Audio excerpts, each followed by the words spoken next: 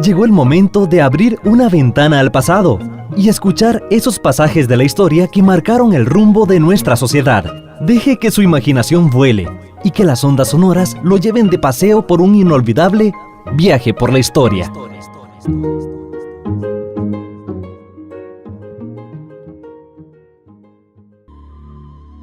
En el programa anterior hablamos de algunos rasgos muy generales de cómo se fueron desarrollando las culturas antiguas a partir de la aparición de hombres y mujeres que desarrollaron prácticas de producción, prácticas económicas, prácticas o modos de vida que hemos llamado recolectores, cazadores y pescadores. Y señalamos que al final de ese periodo, cuando ya se habían desarrollado los pescadores, que también eran cazadores y recolectores, es cuando empiezan a aparecer los grupos sedentarios, aparecen ya las pequeñas comunidades y estas empiezan a desarrollar también actividades agrícolas.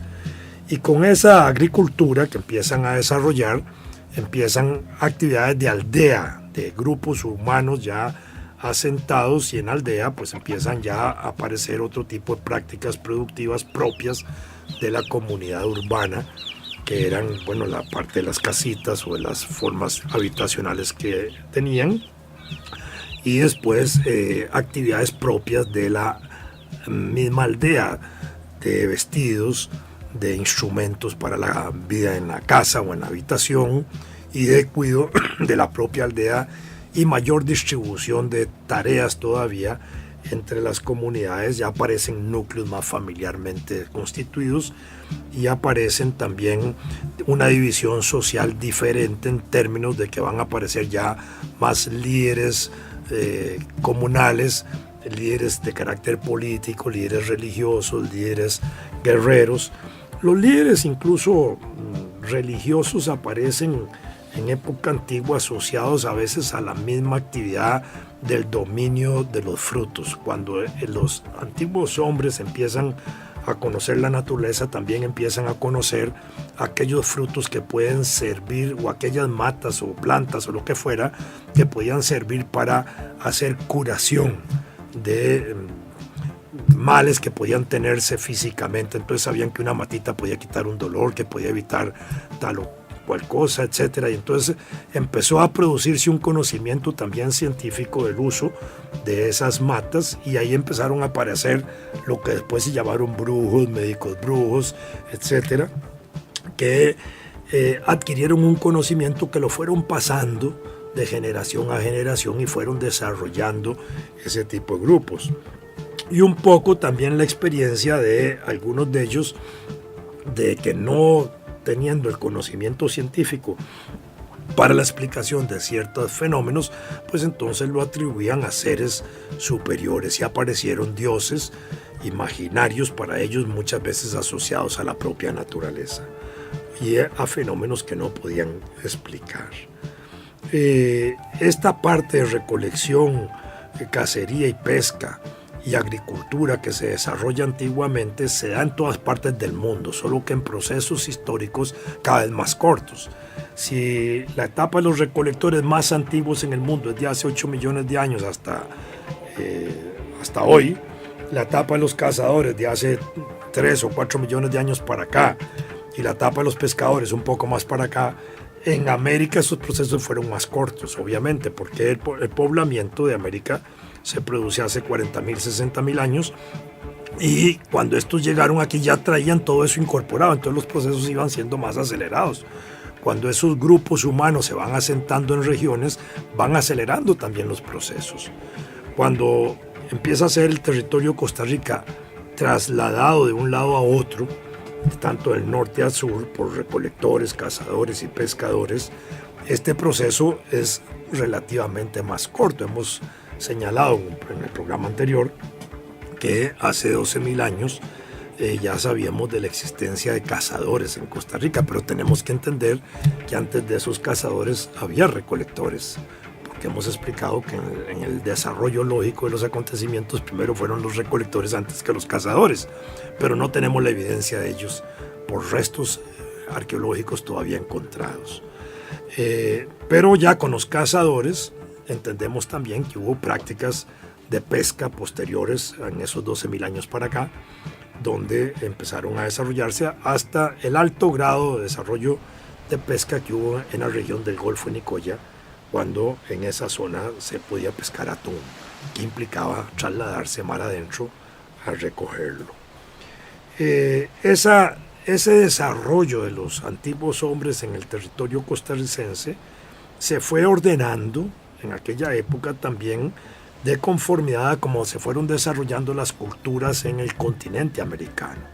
Y fueron desarrollándose culturas muy fuertes en Sudamérica y en el norte de América, especialmente en México, algunas con una influencia extraordinaria que llegaron a tener gran repercusión territorial, así por ejemplo la cultura azteca, que empieza a desarrollarse en el siglo IX y que llega a tener su clímax, su mayor éxito alrededor de la llegada de los españoles en el 1490 y pico. Esa cultura azteca llegó a tener un dominio importante regional que llegó hasta la región de Nicoya, es decir, bajaba todo el México, toda la parte de Guatemala, parte de Belice, la parte de Honduras y El Salvador, Nicaragua, y entraba en una cuña hasta el Golfo de Nicoya y la península de Nicoya toda. Eso es lo que se ha llamado, por lo menos lo han llamado así los arqueólogos y los antropólogos, la región mesoamericana. Y entonces es como un gran triángulo visto así en observación desde el norte de México, desde México Central hasta Costa Rica. Y tenemos en el área de Suramérica la influencia que se llama la influencia suramericana, para el caso costarricense, que cubre también como un triángulo invertido, ahora de abajo hacia arriba, que viene de toda la parte norte de Colombia, la parte norte de Venezuela, la parte de Panamá toda, todo el territorio de Costa Rica, excepto la península de Nicoya, y continúa en punta por la costa atlántica de región central y costa atlántica de Nicaragua y de Honduras.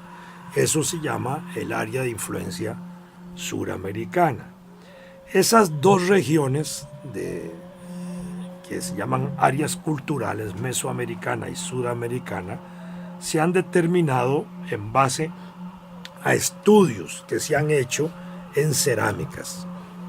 La cerámica es una de las formas de trabajo humano que se hacía en aquella época, trabajando el barro, produciendo formas cerámicas que iban desde objetos que eran adornos, objetos que eran utilitarios, ollas, tinajas, metates, una gran cantidad de cosas que se han hecho en estudio. Y el estudio de esas cerámicas ha permitido hacer datación de fechas y ha permitido hacer periodizaciones históricas que han girado mucho alrededor de la forma como se elaboraban esas cerámicas. Y eso es lo que ha permitido entonces distinguir esas dos grandes regiones, mesoamericana y sudamericana. De manera que en el área mesoamericana tenemos etapas y en el área suramericana tenemos etapas o periodos históricos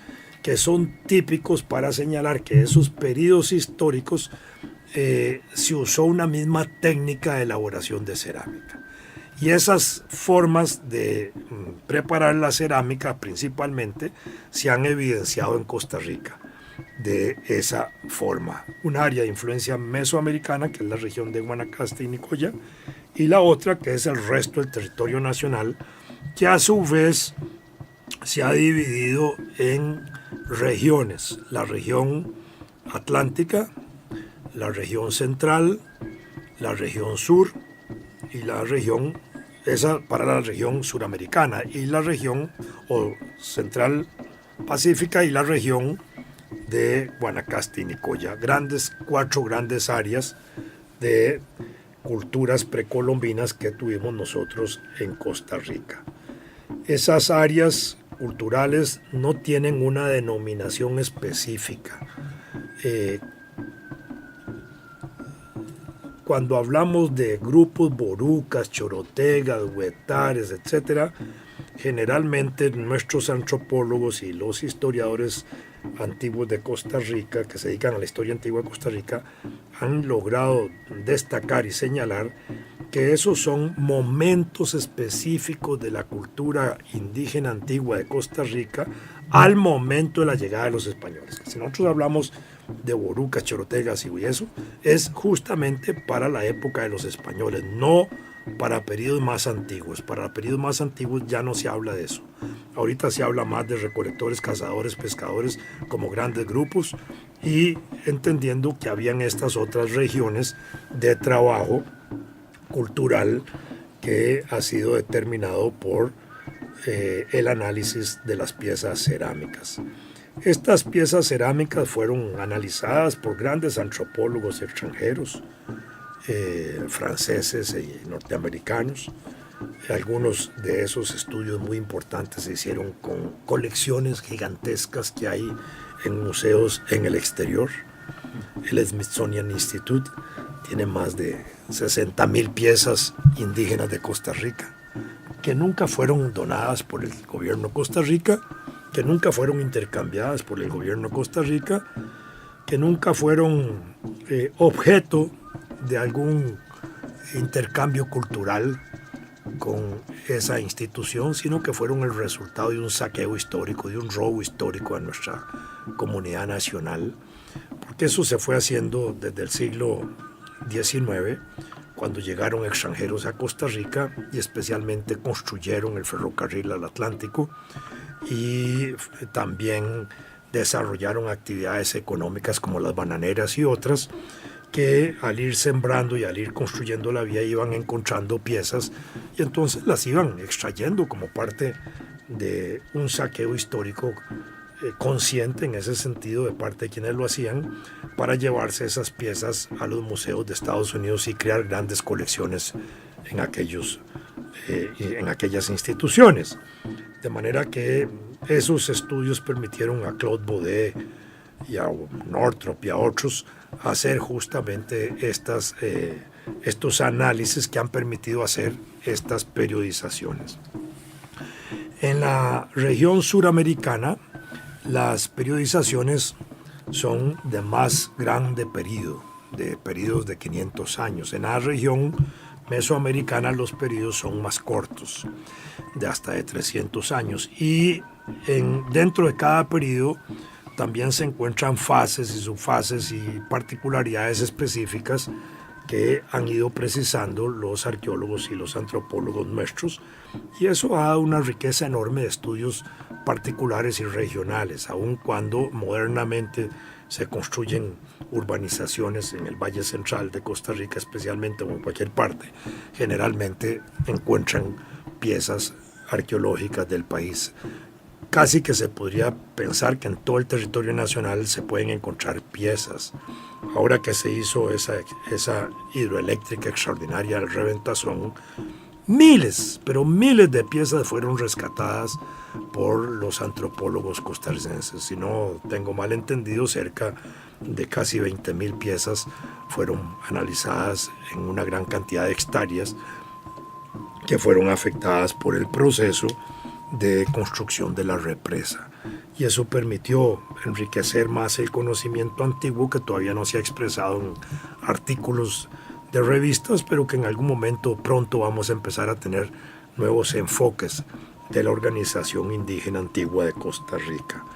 Y eso es una maravilla. Toda la región aquí de Pavas, por ejemplo, Romo, Seripavas, es una región que nos decían a nosotros cuando estudiábamos antropología e historia, que ahí habían unas tumbas especiales que se llaman tumbas de botella, porque tienen la forma así de una botella, una parte superior así que es como un conito, después una panza grandota y la pancita abajo, donde enterraban, y que todo eso, ahí se construyeron esas edificaciones, eliminando los cafetales, se pudieron determinar que ahí había ese tipo de tumbas, pero hoy están esos sobre grandes edificaciones y eso.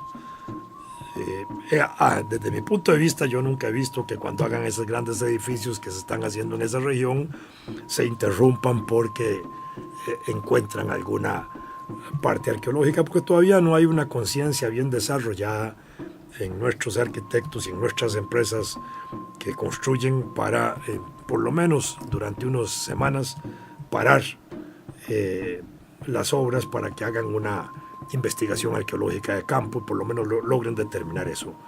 Ningún proceso urbanístico se va a detener de una manera total para que eso no se haga porque se encuentren las obras antiguas en sus bases, pero permitiría ir conociendo mejor. Cuando se hizo Intel, ahí se encontraron riquezas arqueológicas importantes e incluso la empresa Intel separó una parte de su edificio para destacar parte de los hallazgos arqueológicos que ahí se encontraron. Bueno, es parte de una filosofía. En países como México, cuando han construido el metro, el tren subterráneo y encuentran justamente hallazgos indígenas, en ocasiones han desviado la línea del metro para preservar esos aspectos arqueológicos, en otras han mantenido a la par de la línea del metro en las estaciones que construyen parte de la riqueza arqueológica que encuentran como una expresión de la belleza y de la cultura y de la memoria histórica de los mexicanos. A nosotros todavía nos falta desarrollar eso.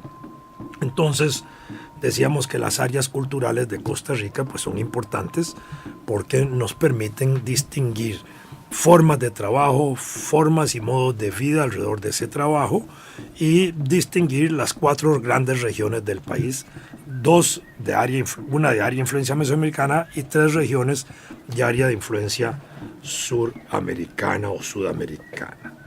De manera que hoy cuando hablamos de culturas antiguas hablamos de eso, de recolectores, cazadores, pescadores y agricultores en estas regiones. Hablamos de chorotegas, etcétera, al momento de la llegada de los españoles. Incluso cuando llegaron los españoles habían áreas culturales, ahora sí culturales, como la de los chorotegas, que se prolongaban hasta Managua. Entonces era una sola región indígena, llamémoslo así, desde Nicoya hasta Nicaragua, hasta Managua, y constituida por los grupos chorotegas y los nicaraos. Y en el sur estaba el Gran Diquís, que era la parte que iba desde Golfo Dulce hasta cruzar toda la frontera nuestra con Panamá hoy y más allá, que estaba caracterizada fundamentalmente por el trabajo del oro. Entonces, en esto también tenemos características importantes. En todo el territorio nacional trabajaron cerámica, con más especialidad tal vez en la región chorotega, en la parte norte del país. La piedra fue trabajada con más especialidad aquí en la parte central y atlántica, y el oro fue más especializado en la parte sureña porque ahí había oro, obviamente, y entonces trabajaron. La gente que trabajó el oro, los antiguos indígenas que trabajaron el oro, fueron artistas en el buen sentido de la palabra, porque tenían que hacer la figura primero, generalmente la hacían en un tipo de resina. Y una vez que hacían la resina, la figurita en resina, entonces la envolvían en barro fresco, obviamente. Una vez que envolvían la figurita en el barro, entonces arriba, en la parte superior o en un lado, donde fuera, abrían un huequito y por otro lado habían aprendido una técnica de fundido de oro que mezclaban a veces con cobre, que llamaban oro tumbaga, o así se llama más bien técnicamente hoy, y eso ya derretido entonces lo echaban por el puntito donde abrían el hueco. Como era caliente, derretían la resina que salía por una parte en el extremo, ¿verdad? Y al salir, al acabar de sacar la resina fundida, quedaba dentro ya la piecita fundida del oro tumbaga o del oro. Entonces cerraban los 2 extremos y esperaban que se secara, y después venía tal vez un proceso de pulimento y así sacaban las piecitas de oro.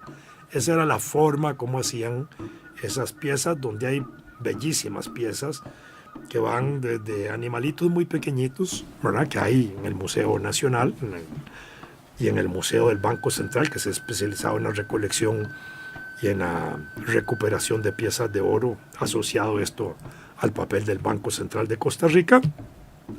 Y ahí tenemos eso. Entonces tenemos el trabajo de piedra, el trabajo de cerámica y el trabajo de oro como parte de las actividades que ya los indígenas nuestros en época agricultora y de vida aldeana, de vida de aldea, se desarrollaron. Y tenemos también una parte importante que es la presencia del jade en Costa Rica. En cuanto al jade en Costa Rica, tenemos que decir que nosotros no tenemos vetas de jade importantes. Eso no quiere decir que no se hayan encontrado algunas manifestaciones de ellas en Guanacaste y en otras regiones, pero no en la suficiente cantidad para expresar el volumen de piezas de jade que encontramos en el territorio nacional. En este sentido, uno podría pensar que el jade, si no fue un producto local, de producción local, porque aquí habían vetas de jade, tenía que ser el resultado de un proceso de intercambio. ¿Qué cambiábamos para que nos dieran jade a nosotros? Cerámica. Podíamos pensar que entonces las piezas nuestras de cerámica se iban para el resto de Centroamérica, hasta Guatemala o México, donde estaban más las vetas de jade, pero no encontramos en el territorio centroamericano intercambio de piezas de origen costarricense que puedan indicarnos que había un flujo muy importante de piezas que se cambiaban de cerámica por jade que se traía a Costa Rica. Entonces podríamos descartar como posibilidad que el jade fuera intercambiado por cerámica.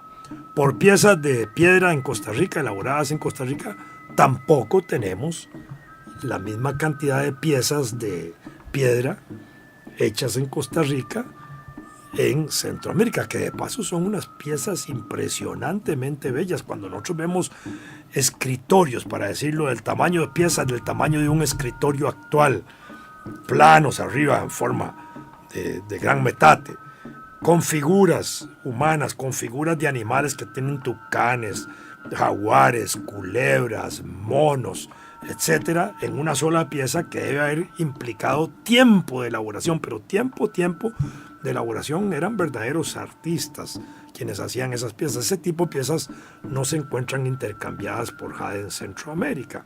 El oro nuestro de la zona sur tampoco se expresa en términos de intercambio cultural con las regiones del resto de Centroamérica, para pensar que también el oro podía haber sido cambiado. De manera que descartamos entonces cerámica, piedra y oro como objeto de intercambio. Ahora podríamos pensar entonces alimentos. Que Costa Rica fuera en esa época el granero de Centroamérica. Entonces nosotros producíamos alimentos y nos llevábamos a cambiar a Centroamérica a cambio de jade.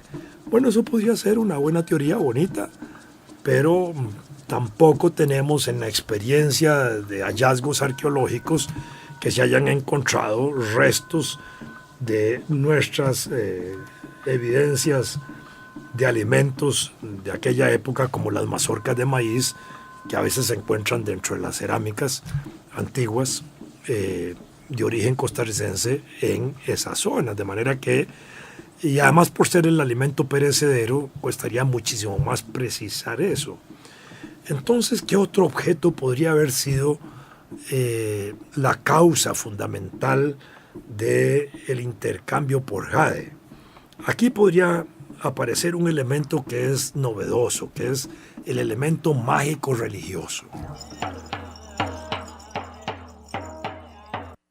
Es decir, la gente venía a Costa Rica, la gente indígena venía a Costa Rica de Centroamérica a consultar chamanes, sacerdotes, brujos, psicopompos, las formas de esos brujos indígenas que nosotros teníamos, que eran como los santos de la época, los curas de la época, y entonces la gente venía a consultarlos, a los magos de Costa Rica. Entonces eso significaría que Costa Rica era como el Vaticano de aquella época, para decirlo en términos modernos, y la gente venía aquí a cambiar, a cambio de consultas espirituales, pagaba con jade. A mí esta teoría a mí me encanta, porque además nos valora culturalmente a nuestros antiguos indígenas del país.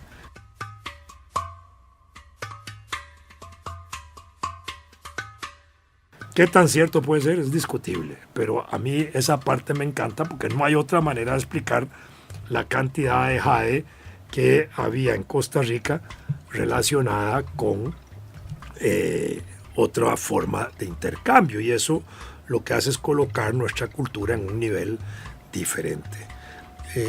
Pienso que esta sigue siendo todavía un fundamento de discusión que podríamos valorarlo en el intercambio cultural. Aquí la gente venía a hacer consultas de carácter religioso, espiritual, y a cambio pagaban con jade, que es la forma más atractiva con que yo trato de explicar la presencia del jade nacional que se encuentra en Costa Rica. Además de esto, ha habido un jade que se ha encontrado elaborado, exquisitamente elaborado, que son unas piezas gigantescas de jade que están en el Museo Nacional, donde hay una mano agarrando una langosta, una cola de langosta. Esa mano tiene una cabeza de jaguar. Esa mano tiene unas características de mano chandra de la India, que en sus primeras interpretaciones, cuando se descubrieron esas piezas, se trató de interpretar de que esta había sido una pieza originalmente elaborada allá en la India, seguramente por la mano chandra, y que ahí fue elaborándose hasta que terminó en Centroamérica y en Costa Rica, resultado de ese intercambio, que tal vez aquí terminaron puliéndolo un poquito más. De manera que el jade también es parte de nuestra riqueza cultural, arqueológica, indígena, antigua, y que en lo fundamental fue resultado inevitablemente de un intercambio cultural, porque nosotros no tenemos vetas de jade. Y esto lo único que hace es resaltar a nuestras culturas antiguas y especialmente a nuestros líderes religiosos espirituales que daban sus consejos a cambio de jade. En nuestro próximo paseo por la historia hablaremos del momento de la llegada de Cristóbal Colón a Costa Rica y América.